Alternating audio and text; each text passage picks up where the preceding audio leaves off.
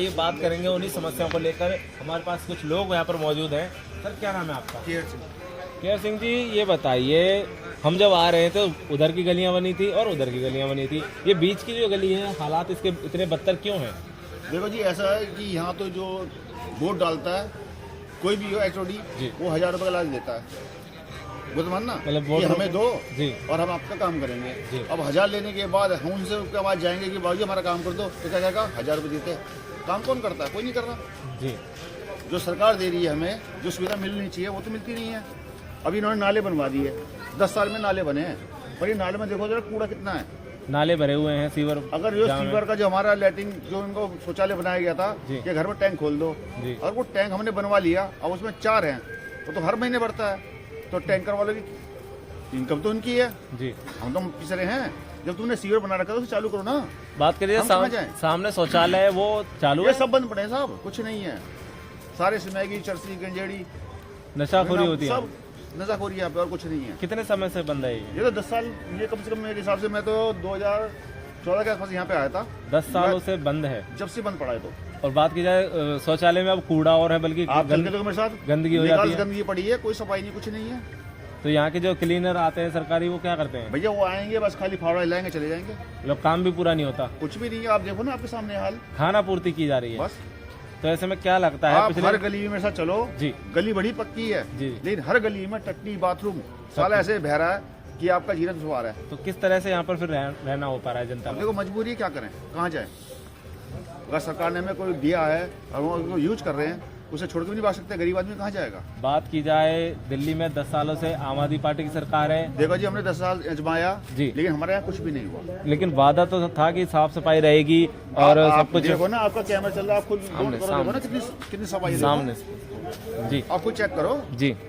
तो बात की जाए, जब फ्री की बिजली, फ्री का पानी, यात्रा फ्री मिल रही है, तो फ्री का आनंद कैसा है? देखो साहब, हम तो मजबूर आदमी है जी, आज फ्री ले लेंगे जी, अगर ये सरकार चलेगी उसके बाद वो डबल मांगे, हम कहाँ से देंगे? फिर तो लाचारी हो गए फ्री का खा कर। भाई गरीब आदमी कहाँ से देगा जी। और दे तो क्या, हमारा टैक्स हो रहा है, वो कौन से अपने घर से फ्री दे रहा है? कोई घर में फ्री हो तो बताओ। तो सर बात जब मेरी घर वाली है जी, ठीक है, मेरे 4 लड़के हैं, हम चारों कमाने जाते हैं, घर वाली घर में रहती है, वो तो फ्री कभी जाती नहीं बेचारी। अगर कभी शादी ब्याह हुआ तो बाइचांस हो जाएगी, लेकिन जो कोठी वाले हैं जो फ्री के हैं वो फ्री मुझे ले रहे हैं। आप पार्टी क्या मिल रहा है बताओ? आप पार्टी ने तो महिलाओं को भी नहीं छोड़ा, उन्हें भी 2100 के बहाने वोट लेने की वो कर दी है। जी मेरी बात सुनो, मैं तो कहता 21 रुपए आप दे रहे हो, आप रोजगार दे दो। क्या उनके हाथ पे भगाने नहीं दे रखे? बहुत बढ़िया सर, बहुत क्या हाथ पे दे रखे उनको? वो नहीं कमा खाएगी, वो घर में बर्तन धो सकती है, कपड़े धो सकती है, सारे काम कर सकती है, तो घर में भी काम कर सकती है बेचारी। तो आपका कहना है कि लाचार नहीं बनाना है, सशक्त बनाना है। बिल्कुल जी। तो इस बार क्या लगता है, जनता है किसको चुनना चाहेगी? हम तो चाहेंगे कि कोई ऐसा आए जिसको नए को मौका दिया जाए, जो काम रोजगार दे, भीख ना दे जी। भाई हाथ दिया भगवान ने, भीख क्यों मांगे? चलिए आप जनता अभी भी आम आदमी पार्टी को वोट कर रही है? नहीं जी, हम नहीं करेंगे जी। कोई नहीं करेगा? नहीं, कोई नहीं करेगा। तो कारण क्या है, क्यों नहीं करेंगे? के बाद आज तक कभी कॉलोनी में नहीं आया।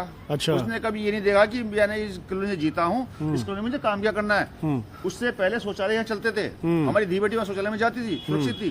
अब जाके देखो कचरा पड़ा हुआ है, दुनिया भर का ढेर लगा रखा, कूड़े का ढेर लगा रखा पूरा, कुछ नहीं है, सिर्फ नाम है केजरीवाल, कुछ नहीं है। तो क्या जनता क्या चाहती है? हम तो ये चाहते हैं भैया, हमारा माहौल हम तो चेंज करना चाहते हैं कि हम केजरीवाल को नहीं लाएंगे। सही बात है। अच्छा, बहुत बढ़िया, ठीक है जी।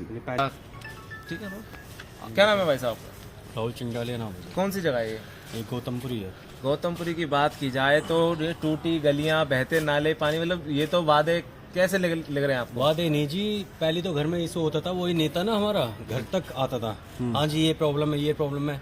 आज यहाँ गीला कूड़ा निकाल के भी 1 महीना पड़ा रहता है, उठवाता नहीं है वो। अपने इधर रोज हैंड टू हैंड मेरे सामने की बात है, कूड़ा निकलवा के गीला हैंड टू हैंड उठवाता, क्योंकि उसका घर है। अच्छा, हमारी कॉलोनी का है वो। किन नेताओं की बात कर रहे हैं, पार्षद की, विधायक की, किसकी? अपनी कॉलोनी का एक ही है, आपको सबको पता है, हम नाम नहीं लेना चाहेंगे। आम आदमी से पार्षद है राजू निर्मल जी, अब बीजेपी में चले गए। हाँ ऐसे ही समझ लो जी। बात करें आगे। बाकी पूरी कॉलोनी के तो सब ठीक है, हमारी सड़क ऐसी है पूरी, आप देख सकते हो पूरे यहाँ से लेकर। बात की जाए, जब आपके गोद में छोटे छोटे बच्चे हैं और नालियों में अगर इतना गंदगी, और तो इससे बीमारी का खतरा होता होगा। बीमारी, बच्चे डूब जाते हैं, तो कितने से तो स्टोर के वहाँ पे हो गए, 2 बच्चे तो पहले डूबे हुए। तो क्या लगता है सर, जो वाल्मीकि मंदिर है हमारा, शिव मंदिर है यहाँ पे जी, उसके यहाँ देख के आइए। मैं बोल रहा हूँ, अंदर मंदिर तो अंदर ही है, बाहर आप ना चढ़ नहीं सकते। गंदगी तक नहीं है, गंदगी इतनी है। बहुत गंदगी है जी। तो भाई साहब बात की जाए आम आदमी पार्टी के जो वादे थे, बिजली, पानी, सड़क फ्री, यात्रा, तो फ्री फ्री का क्या आनंद ले रहे हैं आप? वो तो पता नहीं आम आदमी की, पर राम सिंह नेता जी ठीक है। विजेंद्र जी, आप बदरपुर विधानसभा में काफी समय से रह रहे होंगे। बिल्कुल जी। तो बदरपुर में क्या लगता है 10 सालों से जो आम आदमी पार्टी की सरकार रही है, साथ ही साथ पार्षद भी आम आदमी से रहे हैं, यहाँ पर कई सारे जीते हैं, तो क्या लगता है कितना विकास आपको बदरपुर में दिखा है? विकास की बात तो आपने सुनी ली अभी हम कच्ची गली में खड़े हैं देख भी रहो आप जी। सारे नालियाँ भरी पड़ी हैं, रोड खराब पड़े हुए हैं यहाँ पे सारे जी। ठीक है। अभी एक भाई ने एक बात बोली कि हमें प्रत्याशी देख लो, पार्टी मत देखो जी। देखिए मैं भी सबसे ही बात बोलता हूँ। और दूसरा क्या है, देखो प्रत्याशी, अब एक नया प्रत्याशी को भी आप चांस दो, मैं तो ये कहूँगा आपसे, नए आदमी को भी आप चांस देके देखो, चाहे कोई भी हो, ठीक है। अगर आपका काम करके दे रहा है तो अगली बार आपको उससे बोलने की जरूरत नहीं पड़ेगी, वो बंदा खुद आगे आपका काम करवा देगा, ठीक है जी। मतलब आप किसी से भी संतुष्ट नहीं है, नए आदमी के ऊपर विश्वास कर सकते हैं आप? बिल्कुल, नए आदमी पे देखो हम ये कहते हैं, अगर आपका कोई भी अगर कैंडिडेट नया आ रहा है, एक बार चांस उसको देके देखिए, और अगर वो काम नहीं करता अगली बार उसे भी आप बॉयकॉट कर दीजिए। बदरपाल है ना, कोई कॉलेज है ना, कोई बस अड्डा है, ऐसी कोई यूनिवर्सिटी कुछ भी नहीं है, तो क्या लगता है? ये छोटी सी बात है तो सब कुछ मेरे हिसाब से, लेकिन सब कागजों में ही है। कागजों के अलावा कहीं नहीं है वो।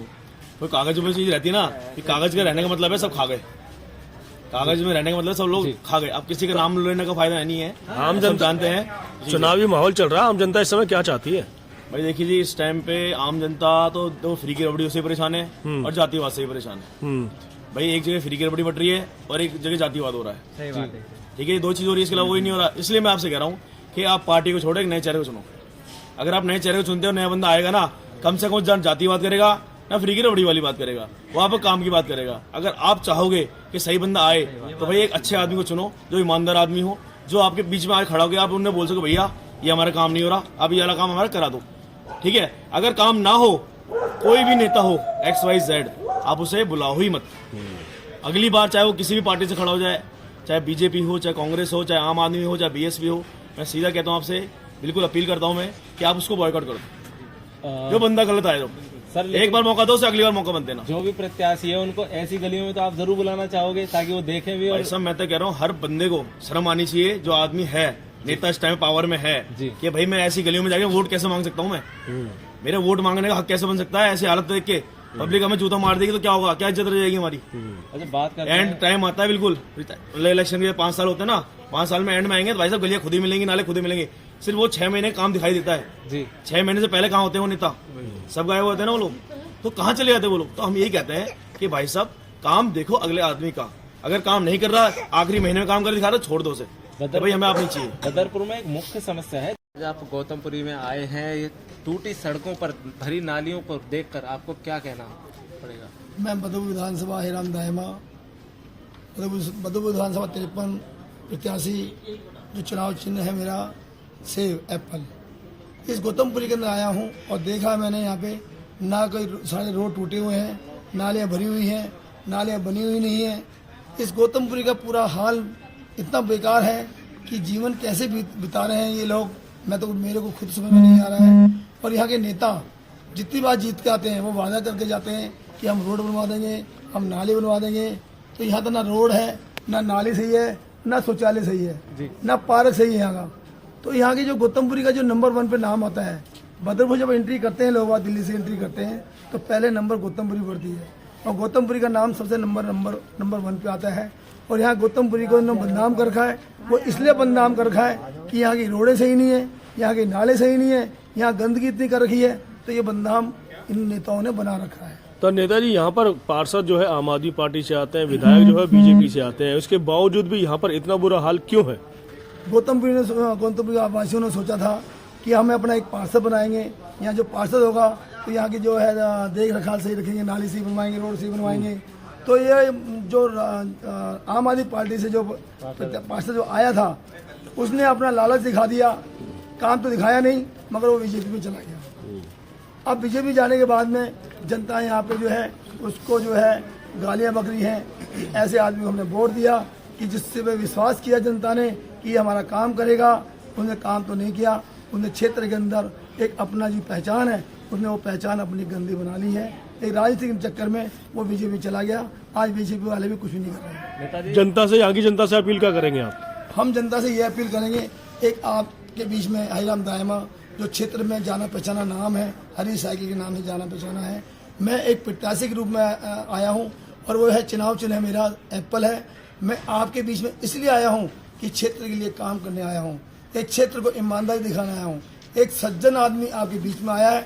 बदौर विधानसभा के अंदर 53 साल की मेरी उम्र है। मैं चाहता हूं जो मेरी उम्र बची है वो मैं अपने गौतमपुरी नहीं, बदरपुर पूरा जो बदरपुर विधानसभा पड़ती है 53, मैं उसमें काम करके दिखाऊंगा। जो काम रुके हुए हैं मैं उन्हें करूंगा और ये मैं वादा करता हूँ।